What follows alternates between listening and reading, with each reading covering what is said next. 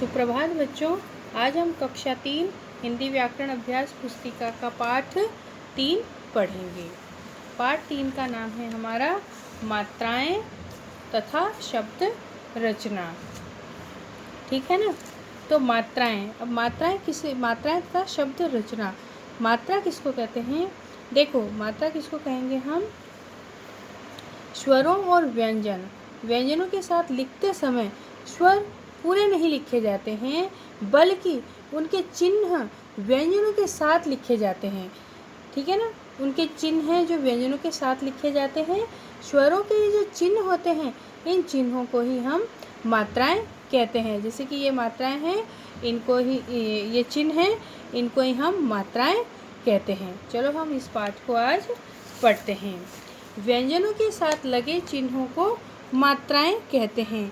वापस से देखो, व्यंजनों के साथ लगे चिन्हों को हम क्या कहते हैं? मात्राएं कहते हैं। जब स्वर किसी व्यंजन वर्ण के साथ जुड़ते हैं, वापस से देखो, जब स्वर किसी व्यंजन वर्ण के साथ जुड़ते हैं तो उनका रूप मात्रा में बदल जाता है। मूल रूप से सभी व्यंजन बिना स्वर के होते हैं। ये देखो, ये जो व्यंजन हैं, ये सारे बिना स्वर के हैं, ये स्वर रहित व्यंजन हैं।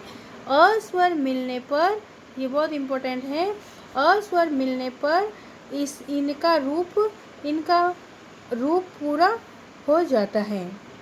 वापस से देखो, अस्वर मिलने पर, कौन सा स्वर मिलने पर? अस्वर मिलने पर इनका रूप पूरा हो जाता है। जैसे ये क है, व्यंजन है, स्वर रहित है, इसमें अ मिल गया तो क्या बन गया? पूरा क। और ख जो व्यंजन है, स्वर रहित है, इसमें मिल गया तो क्या बन गया? ख। ठीक है। अस्वर के बिना व्यंजन के नीचे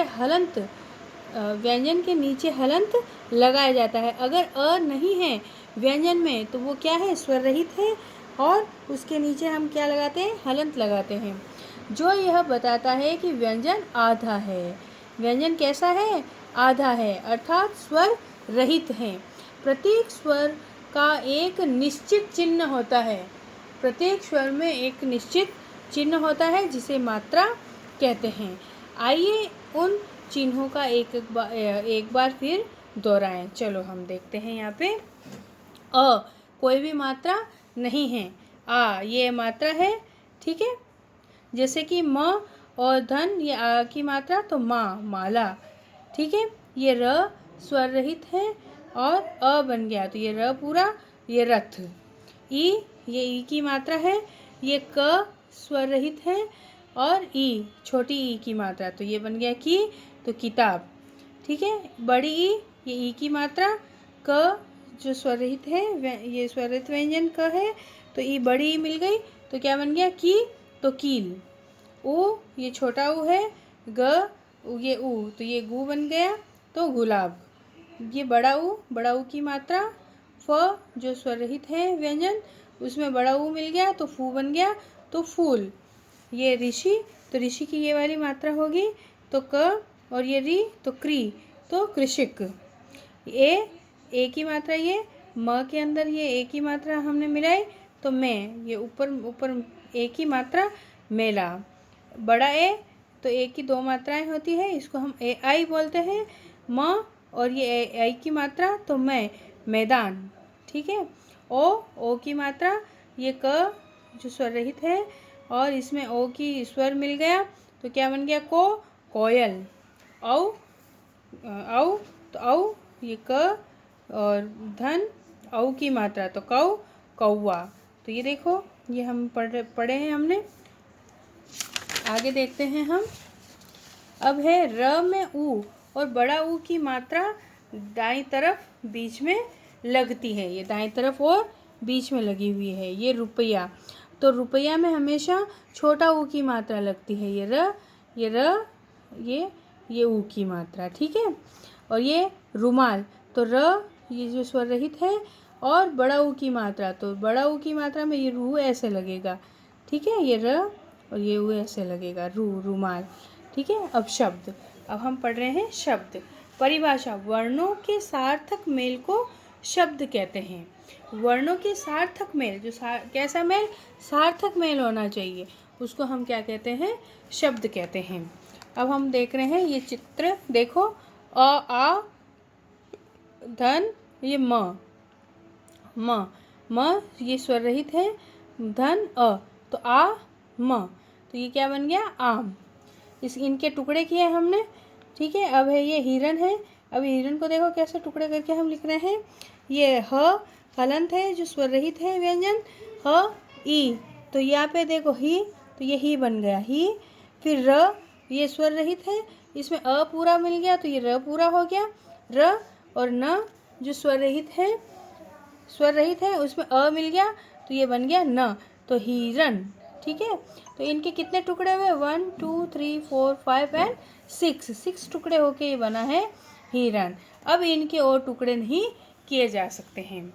उपरोक्त सभी वर्ण मिलकर शब्द बना रहे हैं जिनके बोलने से हमें अर्थ स्पष्ट होता है। अर्थ स्पष्ट हो रहा है ना इनका। आओ सीख, अपने आपने सीखा, देखो हमने क्या क्या सीखा, हम ये देख रहे हैं। हम जब शब्द लिखते हैं तो व्यंजनों के साथ कुछ चिन्ह लगाते हैं। व्यंजन के साथ जुड़ा स्वर मात्रा के रूप में लिखा जाता है। ये किस रूप में लिखा जाता है, मात्रा के रूप में लिखा जाता है। तो हमने ये सीखा अभी। वर्णों का वह समूह शब्द कहलाता है जिसका कोई अर्थ है। अब जिसका कोई अर्थ है वह ही शब्द कहलाएंगे, ऐसे तो वैसे कोई शब्द नहीं कहलाएंगे, ठीक है। अभ्यास कार्य हम पढ़ते हैं। निम्नलिखित प्रश्नों के उत्तर लिखिए। व्यंजन पूरा रूप कब धारण करता है, तो अ स्वर मिलने पर व्यंजन पूरा रूप धारण करता है। आपको भी यहाँ पर लिखना है मेरे साथ में। मात्रा किसे कहते हैं, प्रत्येक स्वर का एक निश्चित चिन्ह होता है जिसे हम क्या कहते हैं, मात्रा कहते हैं। शब्द किसे कहते हैं, वर्णों के सार्थक मेल को शब्द कहते हैं, ठीक है। आपको भी यहाँ पे लिखना है और फिल करना है। सही वर्ण की पर मात्रा लगाकर शब्द बनाइए। तो ये रुपया, तो रुपया में ये देखो हमने ऊ की मात्रा लगाई। फूल, ये बड़ा ऊ की मात्रा।